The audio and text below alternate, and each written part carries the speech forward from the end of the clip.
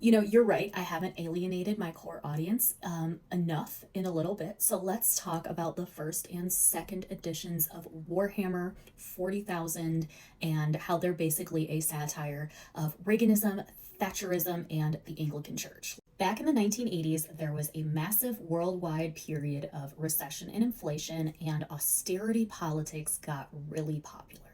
Margaret Thatcher and Ronald Reagan were two of the worst players. These were people who were anti welfare, anti social programs, and anti unnecessary government spending to an extreme degree. Margaret Thatcher, the then Prime Minister of the UK, did say if there is a man over the age of 26 taking the bus, he's a failure. And one of the fun side effects of this really fun austerity politics is fascism, just straight up fascism.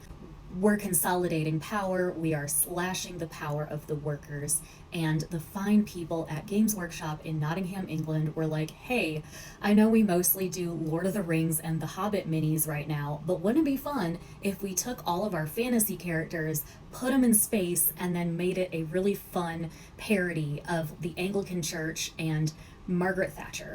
And I think no early GW model exemplifies this more than Gazgul Thraka, whose full name is Gazgul Mag Uruk Thraka, Margaret Thatcher, allegedly. Anyway, what they created was the Imperium of Man, right? We have one crazy powerful central authority who may or may not be alive that runs everything like the ecclesiarchy, but instead of a god, everyone worships the emperor. And they should go out and they should unalive the mutants and the heretics for the great cause of humanity. In fact, they even had a great galactic crusade about it. Does any of this sound familiar yet? And then taking the British social scene at the time, they created the Chaos and the Xenos. The orcs are definitely supposed to be soccer hooligans. Everything's written with a bit of a Cockney accent. And then you have the Chaos, right? Right, they've got all these studs, all this gold trim, all these spiky bits. And they're still the bad guys because they're still hoodlums and hooligans, but they're not space fascists. And that's the only difference, really.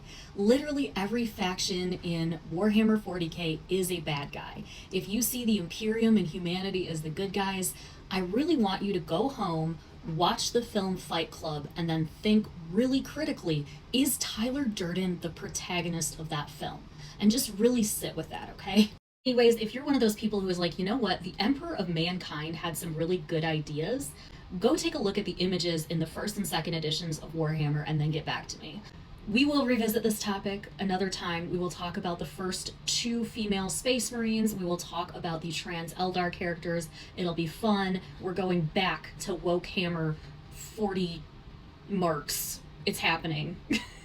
Bye.